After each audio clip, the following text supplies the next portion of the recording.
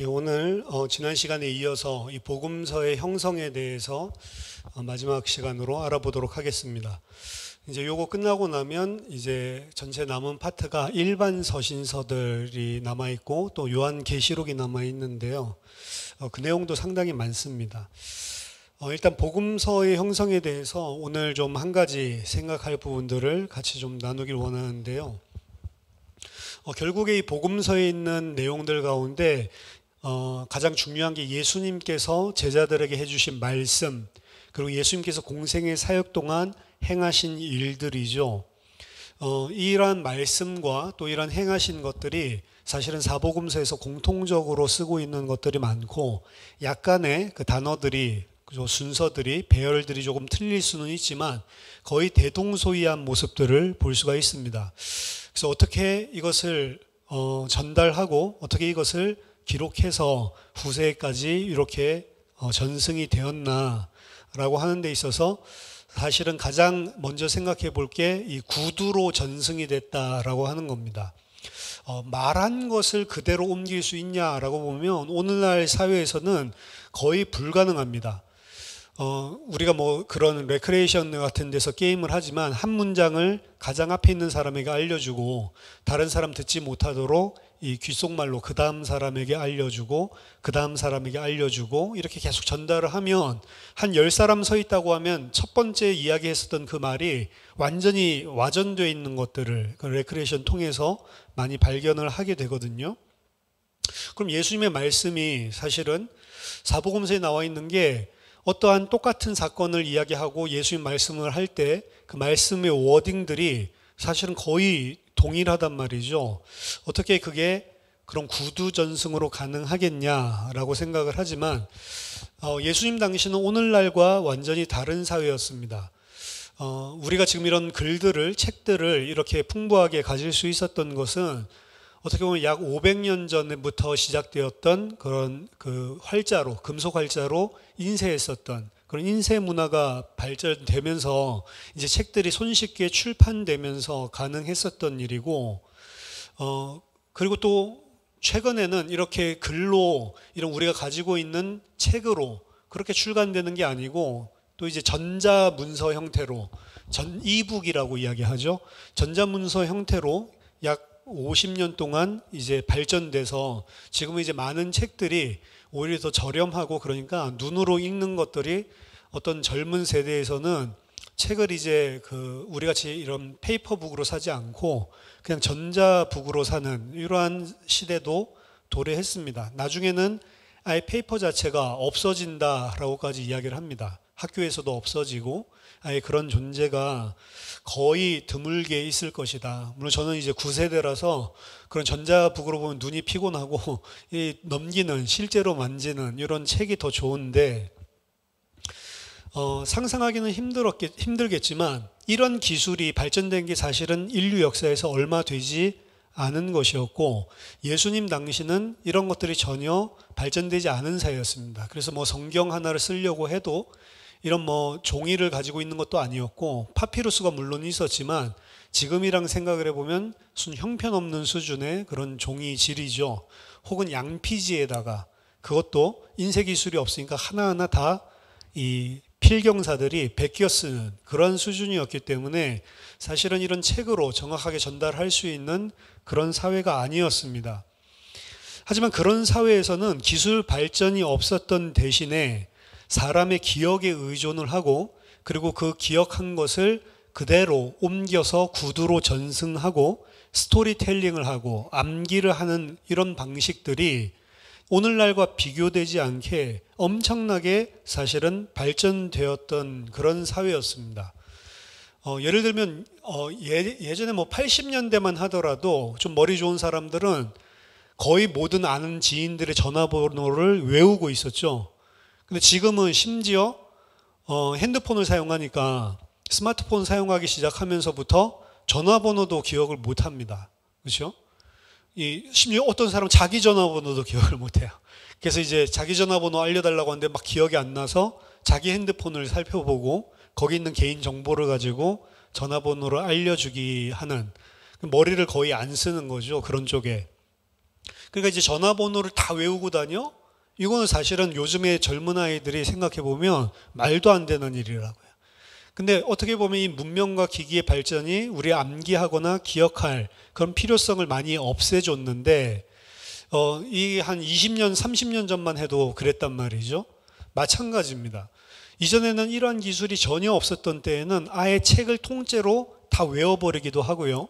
심지어 그 기독교의 그 수도원들 있죠. 수도원에 있는 멍크들은 사실 뭐 결혼한 것도 아니고 거기서 할 게 책을 읽고 저술하고 이런 것밖에 없었기 때문에 웬만한 책들은 통째로 달달달 외웠다라고 이야기를 합니다. 기억력이 대단한 거고 그렇게 하는 그 암기법이 나름대로 발전을 한 거죠. 따라서 이때 당시에 구두전승 하면은 오늘날 생각해보고 말한 걸 입으로 전달해? 이러면 상당히 불확실하지만 사실은 이러한 구두 전달의 수준은 고대에 있어서는 상당히 발전된 것이었습니다. 이제 이런 것들을 어떻게 발견을 했냐면 사회학자들이나 인류학자들이 그 아프리카의 그런 언어나 책이나 이런 문명 기기가 전혀 없는 곳에 가면 그곳에 있는 부족들은 여전히 스토리텔러들이 존재를 하고요. 그 스토리텔러들이 이제 자기 민족에 있었던 그 역사들 그리고 중요한 것들 이런 것들 마치 역사책같이 전부 다 이야기 형태로, 그게 아마 이야기 형태라는 거는 본인들이 전달하기 위한 수단과 기억하기 위해 좋은 수단이기 때문에 그렇게 어쩔 수 없이 발전을 한 것 같은데, 그런 스토리텔러들이 있고요. 그런 스토리텔러들이 어떻게 전달을 하고 또 새로운 스토리텔러에게 그걸 또 전수해 줘야 되겠죠. 그러니까 이런 것들을 인류학자들이 연구를 해보고 결과를 발표했는데, 사실은 지금 있는 그러한 종족도 이러한 책과 인쇄술이나 이런 뭐 전자기기 이런 게 발달 안 된 사회에서의 스토리텔러의 암기와 그리고 그거를 그대로 되풀이하는 능력은 사실은 토시 하나도 틀리지 않고 탁월하게 기억하고 전달하는 것들을 오늘날에도 사실은 발견을 하고 있습니다. 그러니까 이전에 있었던 것들이 우리들이 생각했었던 구두 전승의 수준과는 상당히 다른 거죠.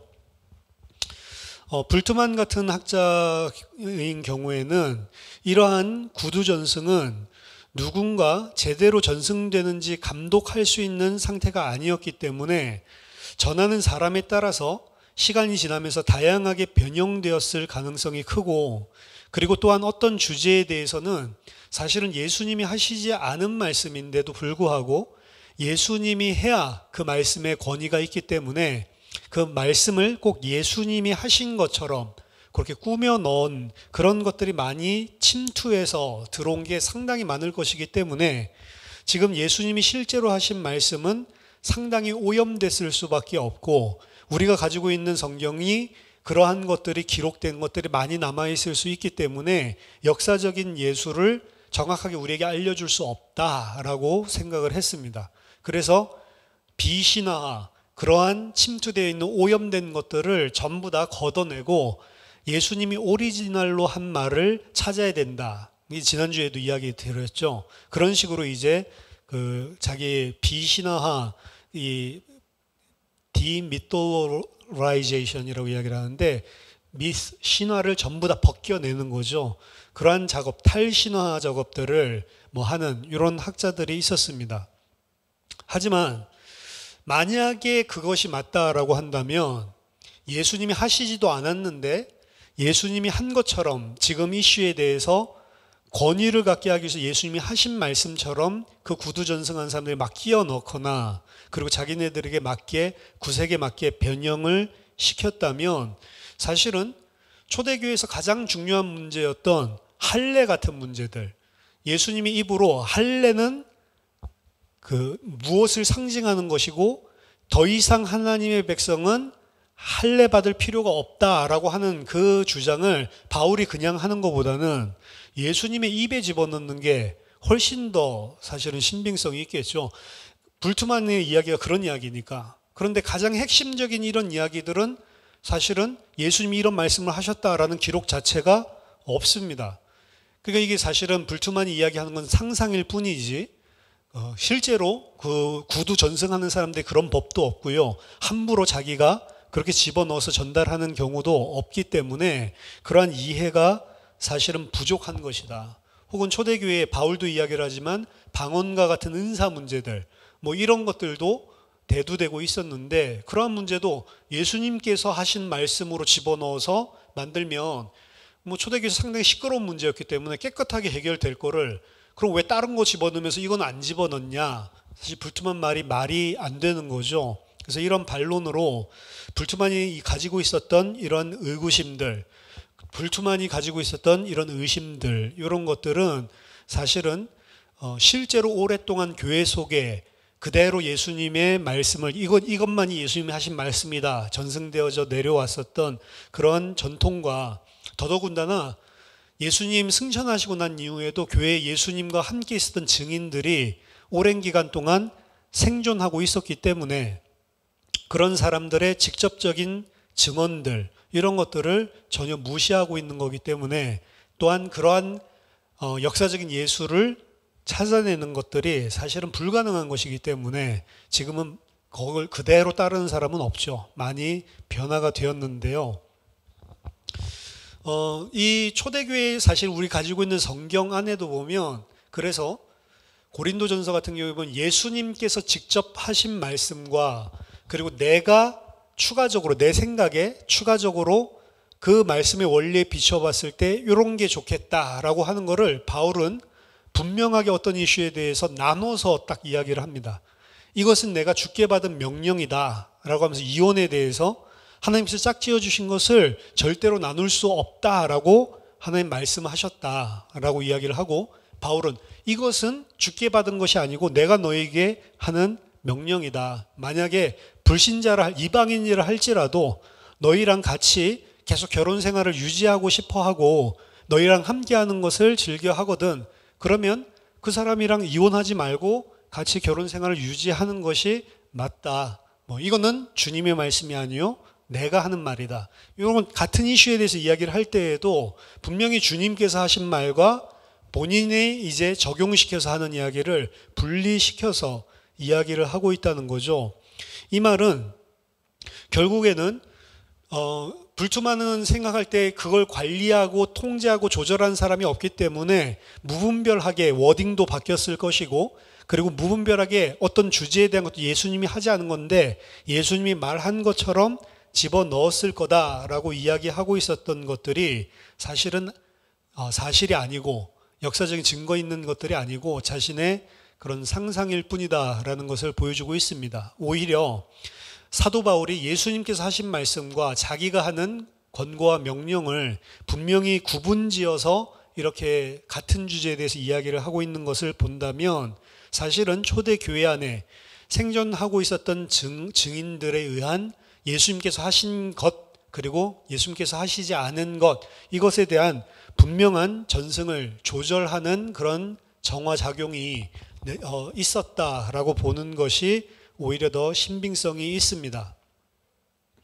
자, 그러면 어떻게 해서 이런 것들이 잘 전달됐냐? 이제 이런 것들을 불투만의 제자들, 영향받은 제자들인데 스칸디나비아에 있는 이 스칸디나비아 학파들이 이걸 계속해서 구두 전승에 대해서 연구를 하다 보니까 당시 이제 유대인들, 당시 1세기의 그레코 로만 시대도 그렇지만 특별히 유대인들 안에서 랍비의 교육을 살펴보게 됐습니다. 사회상으로. 랍비들이 이제 어떻게 자기의 그 학파들을 만들고 그리고 자기의 신학교 같은 성격인데 학교를 만들고 자기의 후진들을 양성하는 그런 일들을 했는데 어떻게 랍비들이 그 후진들에게 암기 교육을 시키는지 이 부분에 대해서 이제 연구를 한 거죠. 그래서 당시에 랍비들이 그런 기억을 전달을 할 때 전통적인 기억을 전수시킬 때 이런 기억 암기에 의한 교육이 상당히 엄격했다라고 이야기를 합니다. 심지어는 당시 1세기의 랍비 교육뿐만이 아니고요. 오늘날에도 그 랍비들이 히브리어 같은 이런 수업을 하면 당연히 성경을 가지고 하죠. 비블리컬 히브리어니까. 성경을 가지고 이런 히브리어 수업을 하면 성경의 중요한 구절들은 몇 번 나왔는지를 다 암기하고 있을 정도로 성경 전체를, 특히 토라 같은 경우는 꿰뚫고 있습니다. 토라에서 이런 표현이 어디에서 똑같은 워딩이 나왔다. 그걸 성경 프로그램, 컴퓨터를 사용하지 않고 머릿속에 들어가 있고, 중요한 단어들이나 희귀한 단어들이 한 번, 두 번 나오는 것들이 어디에 있다. 이런 것들고 다 기억을 할 정도로, 그리고 뭐 이것은 누구의 족본이라라고 시작되는 그게 이거는 몇 번 나왔다. 이런 것들을 머릿속에 전부 다 마치 컴퓨터 같이 기억하고 있는 것들을 오늘날에도 볼 수 있습니다. 더더군다나 그 시대 때는 더 그랬다는 거죠. 그레코로만 시대에 보편적으로 사실은 활용되었던 교육의 가장 핵심적인 방법 중에 하나가 이 기억과 암기를 통해서 전통을 전승하는 것이었습니다. 이러한 구두 전승은 우리가 가지고 있는 성경 안에서도 이것이 우리에게 전하여진 것이다 라고 하는 표현으로 곳곳마다 많이 등장을 합니다. 예를 들어서 누가복음 처음 시작할 때도, 누가복음 1장에도 뭐 그런 것들이 등장을 하죠. 제가 한번 찾아서 읽어드리면, 우리 중에 이루어진 사실에 대하여 처음부터 목격자와 말씀의 일꾼된 자들이 전하여 준 그대로의 내력을 저술하려고 붓을 든 사람이 많은, 처음에 목격했던 사람들이 전하여 준 이런 표현을 쓰죠. 이게 이제 그 오랄로, 전통으로 전달을 해준, 구두로 전승을 해준 거를 이거 기록을 해놔야겠다. 이것이 계속해서 이렇게 되지 않으려면 기록을 해야겠다라고 생각해서 전하여 준 그대로 내력을 저술하려고 붓을 든 사람이 많이 있었다라는 사실을 누가도 이야기를 하고 있습니다. 누가복음뿐만 아니고 신약성경 곳곳마다 사실은 이러한 표현들이 등장을 하는데요. 그 구두전승을 받은 내용을 이야기할 때는 우리가 전하여 받은 것, 이런 표현을 쓰고요. 그리고 우리가 받은 것, 우리에게 전하여 주고 우리가 받은 것, 이런 표현으로 곳곳마다 등장을 합니다. 하지만 이러한 것들의 좀 문제점이라고 본다면, 사실 랍비식 기억 교육 방법이라고 하는 것은 랍비와 그리고 랍비 학파들 안에서 이루어지고 있었던 그런 관습이었던 것은 맞지만, 예수님이 과연 그런 랍비식으로 제자들을 교육을 했냐, 랍비식으로 학교를 지어놓고 제자들에게 그런 기억 암기를 시키면서 전통을 교육을 시켰냐라고 보는 데에서는 좀 퀘스천 마크가 생길 수가 있는 것입니다. 예수님의 말씀, 가르침이 이러한 방식으로 똑같이 구두개승되었냐, 이거는 석연치 않은 부분이 존재를 합니다. 일단 성경에서는 예수님을 랍비라고 부르는 사례들이 존재하고 있기는 하지만, 예수님은 그 랍비들이 그 전통을 교육시키듯이 학파를 세우거나 학교를 운영하거나 이러지를 전혀 않았거든요. 길거리에서 가르치시고 이렇게 하셨지, 초대교회는 분명히 가르치는, 그리고 교육 공동체로서의 특징을 가지고 있었지만 랍비적 학교 방식으로 기능하지는 않았습니다.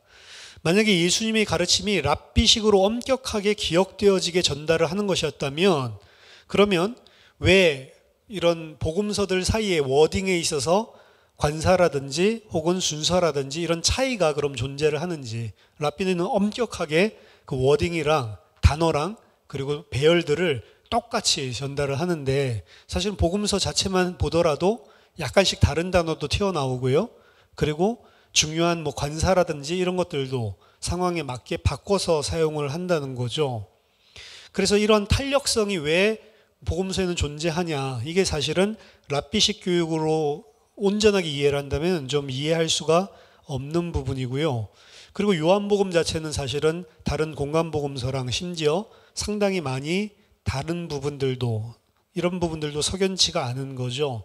더 중요한 거는 일부 말씀들에서 그런 것들이 차이가 있다라면 이해가 되지만, 주기도문 또한, 그리고 마지막 만찬에서의 가르치심 또한 사실은 이게 상당히 유동적이란 말이에요.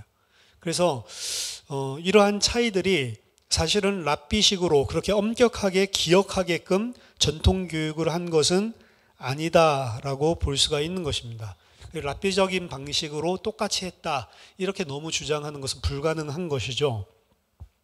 그래서 두 번째로 또 다르게 고려할 수 있는 형태는 뭐 그러한 전체적인 틀을 가지고 있지만 이 구두전승이 구두전승뿐만 아니라 문서의 접점, 여기도 보면은 예수님이 전해준 것을 기록해야 되겠다라고 저술을 한 사람들이 많이 일어났듯이 구두전승과 문서의 이런 접점을 이루어서 두 가지 형태로 같이 이렇게 전수되었다라는 방식으로 생각을 하는 것입니다. 이렇게 문사가 추가되게 된다면 문서의 내용이 구두적으로 전달되거나 혹은 문서 자체가 전수되거나 이러면서 두 개 사이에 여러 가지 새로운 통찰들을 우리들이 일으킬 수 있는 그런 요소가 되는데, 하지만 가장 최근에 이제 연구의 경향은 사회적 기억 이론이라고 하는 것입니다. 우리는 예수님에게 직접적인 접근을 할 수 있는 방법이 없죠. 왜냐하면 예수님이 직접 책을 저술한 것이 한 권도 없고, 오늘날과 같이 사진술이 있거나 혹은 우리가 가지고 있는 뭐 핸드폰으로 이렇게 뭐 촬영을 하거나 이런 직접적으로 접근할 수 있는 그런 증거물이 전혀 없었기 때문에 우리가 결국에 가지고 있는 거는 그런 예수님이 직접 쓰거나 혹은 예수님의 모습을 담은 것이 아니라 예수님이 하시는 것들을 본 제자들의 기억에 있는 예수죠. 기억되어진 예수, 기억되어진 예수님의 말, 어떻게 보면 2차적인 것이죠. 따라서 우리가 가지고 있는 것은 초기 제자들의 기억 속에서 전달되어진 것입니다. 근데 그 기억 속에 있는 것을 교회는 그대로 전달하는 것이 아니고 예수님이 이미 제자들에게 십자가에 달리시기 전에 이미 제자들에게 이야기하셨듯이 내가 너희들에게 가르친 이것들을 너희는 지금 아직 잘 이해하고 있지 않은데 이제 내가 성령을 아버지께 받아서 보내주면 그가 너희와 함께 있겠고 그리고 그가 내가 너희에게 전해준 말을 기억나고 생각나게 해주고 너희들을 인도해주고 나에게 들은 말을 기초로 해서 자기 것을 말하는 게 아니고 내가 준 이 말이 무엇인지를 너희에게 가르쳐 주시는 그 일을 하실 거다라고 이야기를 하셨습니다. 그리고 초대교회는 성령이 자신들과 함께 하시고 약속했던 그 성령이 함께 하셨음을 알았고요. 그로 말미암아서 그냥 단순하게 기억 전달하는 수준이 아니고 나중에 가서야 이 말씀은 이런 의미였구나라는 해석들을 내놓기 시작을 합니다. 요한복음에도 그런 것들이 많죠. 예수님이 이 말씀을 하시는데 이 말씀은 뭐 성령을 이야기하는 거고 이 말씀은 자기의 몸된 성전을 이야기하는 건데 제자들은 아직 성령이 없었기 때문에 깨닫지 못했었다. 뭐 이런 이야기들을 하잖아요.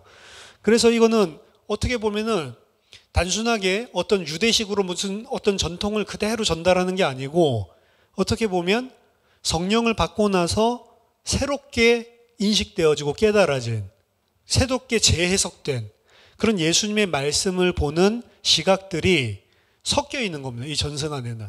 그래서 죽은 예수님의 말씀이 아니고 과거에 이 말씀을 하셨다. 그거를 문자적으로 그대로 옮기는 게 아니고 그 말씀 안에 있는 원래의 진의가 무엇인지를 풀어서 새롭게 지금 교회 그리고 구속 역사가 십자가와 부활로 완성된 그 시점에서의 예수님의 말씀에 대한 어떻게 보면은 지속적인 계시가 사실은 존재를 한다는 거죠. 그리고 그거를 성령이 예수님이 가르치시고 있는 걸로 교회는 인식을 했다는 말입니다. 그래서 우리가 사실은 신약 성경을 가지게 된 거예요. 항상 하나님이 구속사역의 중요한 핵심적인 일을 하시고 나면 그 사건이 무엇인지를 그 역사적인 사건이 무엇인지를 설명해 주는 계시를 말씀을 허락하시거든요. 예를 들면 구약의 가장 큰 구속 역사의 사건은 출애굽이죠. 그 출애굽을 하고 난 이후에 하나님께서 모세라는 인물을 통해서 폭발적인 말씀을 준단 말이에요. 그리고 오경 포함한 마찬가지로 예수 그리스도의 십자가의 사건이 사실은 가장 큰 구원의 역사의 핵심적인 역사적인 사건인데 그 약속이 일어난 이후에 하나님은 그게 무슨 일이었는지를 성령을 통해서 교회에게 폭발적으로 계시를 주신 것이죠. 그게 이제 우리가 가지고 있는 신약성경 27권이다라고 볼 수가 있습니다. 항상 역사적으로 일을 하시고 그게 무엇인지를 깨닫도록 말씀 주시고, 일하시고 말씀 주시고, 이런 형태로 그 클라이맥스가 예수 그리스도의 십자가, 그 사건을 일으키시고 대속을 하시고 그리고 부활로 완성을 시키고 나서 폭발적인 그 일이 무슨 일이었는지에 대한 말씀을 성령으로 주시는 거죠. 따라서 이 부분 때문에 초대교회는 예수님에 대한 전통을 받고 보유하고 그리고 변질시키지 않고 그걸 그대로 또 후대에게 혹은 다른 사람에게 전달하는 이 과정이 그냥 단순하게 소크라테스의 가르침을 후학들에게 가르치는 수준이랑 다르단 말입니다. 뭐가 있냐면 현재성이 있는 거예요. 소크라테스가 한 말은 변하지가 않아요. 그렇기 때문에 그대로 그냥 벌바팀, 문자 그대로 그냥 전달해 주면 되는데, 예수님이 하신 말씀은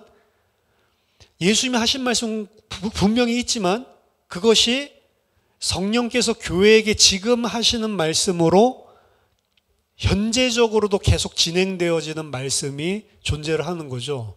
그러니까 이제 초대교회에서 인식하고 있는 예수의 말씀은 과거에 있었던 전통을 기억하는 것, 그것뿐만이 아니고 지금 우리에게 성령을 통해서 그 말씀을 다시 하시는 것. 유대인들의 가장 중요한 그 성경의 전수 중에 전수를 이야기해 주는 거죠. 하나님의 이스라엘의 이야기를 말해 주는 것. 요거를 성경을 말해 주다. telling Bible이라고 한다면 제일 중요한 유대인의 그런 전성 중에 하나는 그걸 단순하게 telling Bible이 아니고 retelling Bible, 요게 있어요. 예를 들면 우리 가지고 있는 구약 성경에도 그런 예가 있는데, 예를 들면 이스라엘의 왕정기에 대한 역사가 두 개가 존재합니다. 그렇죠? 성경 안에는 사무엘상하, 열왕기상하, 요게 이제 이스라엘 왕정기를 이야기하는 한 책이고, 그리고 또 다른 하나가 역대상하. 같은 거를 똑같이 다 같은 역사에 있었던 기간을 다루고 있어요. 물론 역대상하는 이제 북이스라엘 없기 때문에 남유다 왕들 중심으로 썼지만 하고 있는 워딩이나 그리고 다루고 있는 사건들이 거의 유사합니다. 우리나라 성경에는 붙어 있죠. 사무엘상하, 열왕기상하, 역대상하, 이게 붙어 있죠. 그러니까 사무엘상하, 열왕기상하 읽고 나면 그 다음에 역대상하 나오는데 앞에서 읽었던 걸 그대로 반복하는 내용이 거의 대다수란 말이죠. 이 책을 왜 이렇게 붙여놨나? 유대인의 성경에는 말라기가 끝이 아니고 역대상하가 끝입니다. 그러니까 앞에서 이야기했었던 이 역사 이야기를 지금 바벨론의 포로로 끌려갔다가 돌아온 관점에서 새로 보는 거예요, 사실은. 그래서 똑같은 역사의 이스라엘의 이야기를 하는데 앞에 있는 것들은 어떻게 보면은 이스라엘 이야기를 바벨론 포로 갔다 와서 쓴 게 아니고 포로로 가거나 그 직전에 이렇게 기록된 좀 그 당시의 관점에서 쓴 거라고 한다면, 역대상하는 그때의 역사가 지금 포로로 바벨론 끌려갔다가 하나님께서 회복시키는 이스라엘을 보니까 이 포로로 끌려가고 나서 다시 쳐다보니까 이게 이런 관점으로 봐야 되는 거구나. 그리고 우리가 지금 포로로 끌려왔는데 우리가 지금 어떻게 해야 되는구나. 요 새로운 계시가 생긴 거예요, 사실은. 그래서 과거의 역사를 바라보는 관점 자체가 완전히 다른 거죠. 그래서 이 역대기서에는 사실은 우리가 메시아 안에서 새로운 희망을 가져야 된다라는 메시지가 강합니다. 포로로 끌려왔더니 다윗도 아니고 진짜 다윗계의 언약을 이루실 그분이 와야 되는 거구나 라고 하는, 그리고 그분 안에서 영원한 나라가 세워지는 거구나.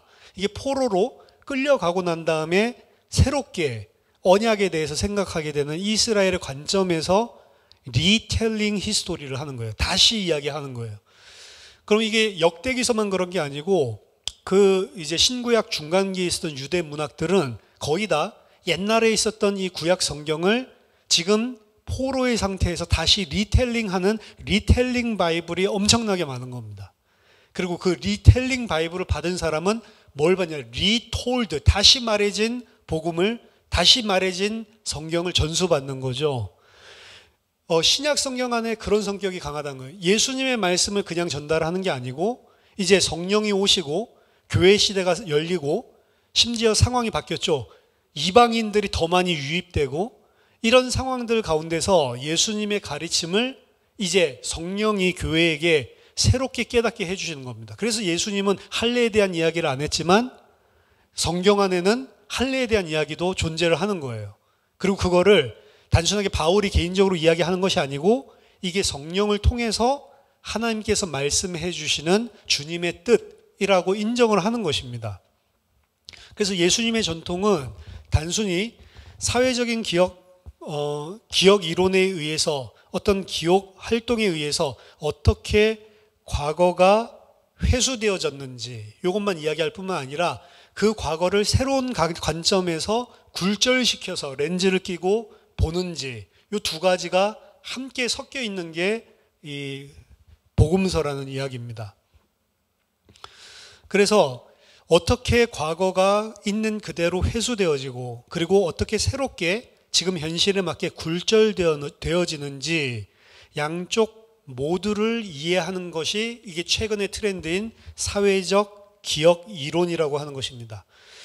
그래서 모든 기억의 회수는 기억되어진 과거와 그리고 현재의 우발성 사이에서 끊임없이 대화를 하고 협상을 하는 관계로 발전을 한다는 거죠. 이것은 예수님 전통의 안정성 그리고 변화 양쪽 모두를 설명해 주는, 안정성이라는 예수님 말씀 그대로 옮기는 것, 하지만 지금 교회에게 이 말씀이 의미하는 것, 이건 약간 변화죠. 이 두 개를 전부 다 우리의 복음서들이 담고 있다는 겁니다.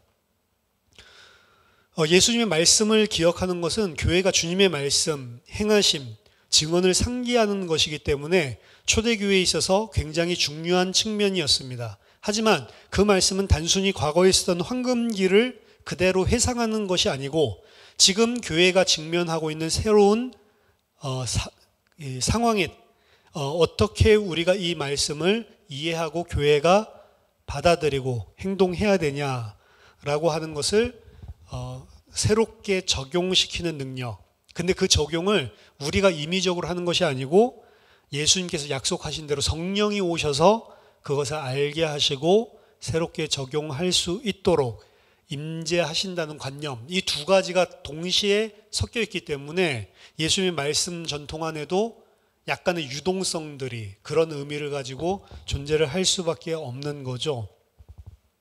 그렇기 때문에 복음서는 우리가 현대식으로 생각하듯이 그냥 단순히 누군가가 예수님을 따라다니면서 스마트폰으로 예수님이 말씀하신 것, 행하신 것들을 찍은 것 같은 것이 아닙니다. 그보다는 복음서는 초대교회에 전승된 대로의 집단적인 예수님에 관한 기억을 통하여 접근 가능한 중요한 과거의 것을 그대로 옮기는 동시에 그것을 기억을 적용시킨 다큐멘터리 드라마와 같은 형태로 기록되었다는 겁니다. 의심의 여지 없이 예수님 전통은 어떠한 형태의 기억에 의해서 존재를 했었습니다. 예수님의 말씀과 예수님의 공생에 대한 많은 이야기들은 교회의 삶을 뒷받침하고 가르치기 위해서, 그리고 교회가 현재 분투하고 있는 것들에 대한 인내를 하게 하기 위해서 예수님이 하시던 말씀이 그대로 말해졌고, 또한 그 상황에 새로운 눈을 갖도록 성령에 의해서 다시 말해지는 이 두 가지가 복음서에는 다 들어가 있다. 이 이야기를 그러면 어떻게 정리를 해볼 수 있냐면, 결국에는 예를 들면 우리가 가지고 있는 성경이 2000년 전에 하나님의 말씀이기 때문에 오늘날 상황에서 사실은 구체적인 것들을 어떻게 적용할까라고 하는 부분들이 사실은 다 이 지시를 하고 있지 않아요. 사실 우리랑 전혀 다른 사회 상황인데도 불구하고, 하지만 성령이 교회 안에 계시다면 이 안에서 이야기하고 있는 하나님의 말씀이 성령에 의해서 정확하게 지금 우리가 직면하고 있는 개인적인 혹은 사회적인 이러한 이슈들에 대해서도 사실은 충분히 성령이 우리에게 다른 시각을 가지고 하나님이 원하시는 그러한 관점을 가지게 리텔링, 굴절될 수가 있다라고 하는 것이죠. 그게 사실은 하나님의 말씀입니다. 일률적으로 그래서 적용을 하는 게 아니에요. 사역도 마찬가지고 자녀들 양육하는 것도 그래서 마찬가지입니다. 어떤 사람에게는 A로 하지만 어떤 사람에게는 B로 하는 것이고, 똑같은 이야기를 일률적으로 적용해서 율법으로 하는 것이 아니고 관점은 어디에 있냐? 그 사람을 살리는 쪽에, 그리고 교회가 사랑을 하고 공동체가 서로 배려하고 하나가 되는 쪽으로 사실은 성경이, 그리고 진리가 적용돼야 되는 거예요. 그래서 심지어 바울은 유대교에 빠져서 그래도 내가 음식 규정을 지켜야 될 것 같은데 거기에 시달리고 있는 사람을 야, 그거 율법주의야 이렇게 안 하고, 그래? 난 그 사람들 앞에서 나도 고기 잘 못 먹겠어. 예를 들면 그 사람에게 맞춰서 그렇게 자기도 법이 없는 자지만 법이 있는 자처럼 그 사람을 대했다라고 이야기를 했고, 또 믿음이 좀 더 커서 음식 규정 그런 거 없어 이런 사람에게는 그렇지, 음식 규정 그런 게 어디 있냐, 우리는 예수 안에서 완전히 다 해방됐는데 우상에게 절한 고기 뭐 이런 거 먹는 게 뭐가 문제되냐. 그 사람에게는 그 사람의 수준에 맞추게, 법이 있는 자에게는 내가 법이 없지만 법에서 해방된 자지만 마치 나도 법이 있는 자처럼, 법이 없는 자에게는 내가 분명히 법이 있는 자지만 법이 없는 자처럼. 목적은 뭐예요? 아무쪼록 그들로 하여금 예수 그리스도 안에서 생명을 얻게 하게 하는데 내가 모든 초점을 뒀다라고 바울은 고백을 합니다. 사실 이게 복음 가진 사람이 어떻게 보면 그 사람을 배려해주고 그 사람의 연약함을 수용해주고 사실은 적용이 전혀 다르게 되는 거죠. 근데 그걸 가지고 두 말을 한다 이렇게 하면 안 된다는 거예요. 그래서 이것이 분명한 진리지만 적용되는 데 있어서는 반드시 유동성이 있게 적용이 되는 게 하나의 말씀이고, 그렇기 때문에 지금도 살아서 움직이는 말씀인데, 이 말씀이 결국에는 궁극적으로는 사람을 살리고 사람이 정말로 예수 그리스도의 은혜가 사랑이 무엇인지를 아는 쪽으로 계속해서 갈 수 있게끔 돕는 방향으로 말씀도 그렇게 삶 속에 적용하는 사도 바울의 모습을 우리 신약 성경 속에서도 발견할 수가 있습니다. 그래서 가장 중요한 것은 정말로 그런 중심이 이해가 됐다라고 한다면 교회 안에 많은 부분들을 우리가 배려도 해주고 포용도 해주고, 그리고 또 더욱 발전할 수 있도록 또 우리의 잘못된 걸 갱신해 나가는 부분도, 이런 것도 어떠한 그런 율법식 종교식이 아니라 진리의 풍성함 가운데서 할 수 있지 않나. 물론 사람이기 때문에 그렇게 할 수 없는 영역이 많지만 어쨌든 그게 원래 복음을 주면서 이런 철저한 죄인된 우리를 살리는 하나님의 사랑의 원리가 아닌가라고 생각을 합니다. 그리고 우리들이 말씀을 깊이 있게 이해를 하고, 그리고 정말로 장성한 자로서 우리들이 이해를 한다면 사실은 우리들의 많은 부분들 속에도 이 복음의 원리, 진리가 분명히 적용될 수 있는 그런 일들이 많은데 아직 우리가 잘 모르기 때문에 복음적으로 혹은 진리로 잘 적응하지 못하는 부분이 많겠죠. 하지만 복음은 죽은 언어가 아니고 지금 우리들 속에 살아서 지금도 우리를 가르치고 인도하시는 성령의 인도가 있기 때문에 살아있는 하나님의 말씀이다. 자, 그런 관점에서 복음서도 기록되었기 때문에 정확한 예수님이 하신 말씀이 있지만 유동성도 동시에 존재를 하고, 이러한 의미들이 지금 교회에 어떠한 중요한 문제들에 대해서 말을 할 수 있도록 그러한 식으로 해석되어진 부분들도 존재를 하는 식으로 사실은 전수되어져 왔다라고 볼 수가 있습니다. 그렇기 때문에 오리지널 예수님의 말씀 찾을 필요가 없이 하나님께서 교회에게 결국에는 주신, 우리가 가지고 있는 finalized version, 완성본, 사실은 이 성경 안에서 우리가 충분히 하나님이 우리에게 전달하는 진리를 하나님이 주시는 그대로 왜곡되지 않고 받아들일 수 있다라는 결론을 내릴 수가 있겠습니다. 어쨌든 이게 교회의 이 복음서 전송에 대한 전승에 대한 이런 내용들을 좀 살펴봤고요. 이런 것들을 살펴보고 우리가 가진 건 좀 오염됐네 이게 아니고 우리가 가지고 있는 성경이 요거 그대로가 하나님께서 하나님의 백성에게 자기 백성에게 주신 계시가 온전하게 우리에게 주어졌구나라고 하는 믿음을 여러분들이 더욱더 가져야 됩니다. 사실 이런 이야기들을 안 듣고 여러 가지 불투만이니 누구니 이야기 듣고 대학생들이 전부 다 반기독교로 빠져버려요. 내가 속았다. 이런 오염된 체결. 모슬렘이 전도를 할 때 이야기하는 게 그런 거예요. 우리는 마호멧이 직접 계시받은 그 코란을 가지고 있다. 근데 너희는 예수님이 쓴 것도 아니고 전부 여기저기서 있는 것들, 그것도 원래 가지고 있어도 오리지널 본도 없으면서 변형된 거, 이런 거 가지고 있지 않냐, 이런 식으로 이야기를 하는데, 원래 예수님께서 이미 제자들에게 말씀하셨단 말이죠.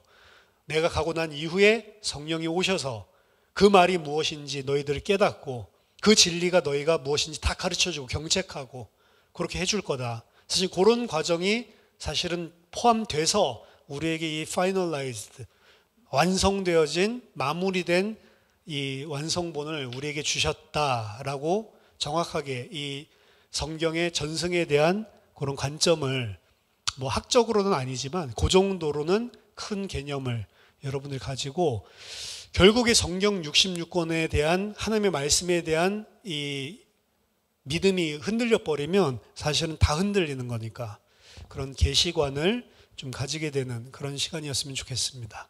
자, 제가 기도하고 마치도록 하겠습니다. 하나님 아버지, 은혜를 감사드립니다. 하나님께서 성령을 통해 신실하게 저희들에게 하나님의 진리의 말씀을, 복음을 저희들에게 허락하셨음을 분명히 깨닫게 하시고, 성경 66권이 하나님의 성령이 우리에게 전달할 진리를 정확하게 전달하도록 하나님께서 우리들에게 완성시켜서 주신 하나님의 말씀임을, 진리임을 하나님 분명하게 믿고 흔들리지 않도록 굳건하게 세워질 수 있도록 하나님 저에게 바른 계시관을 갖게 하여 주시옵소서. 말세가 될수록 많은 자들이 하나님의 말씀을 무너뜨리고 하나님의 말씀의 권위를 떨어뜨리고 성경을 하나님의 말씀으로 믿지 못하게 하는 이런 많은 신학과 이론들이 교회에 난무하고 있는 이때 정확한 하나님의 말씀만을 하나님 계시로 그리고 정확한 진리로 하나님의 말씀을 받을 수 있도록 저희들에게 믿음을 허락해 주시옵소서. 예수 그리스도의 이름으로 기도하옵나이다. 아멘.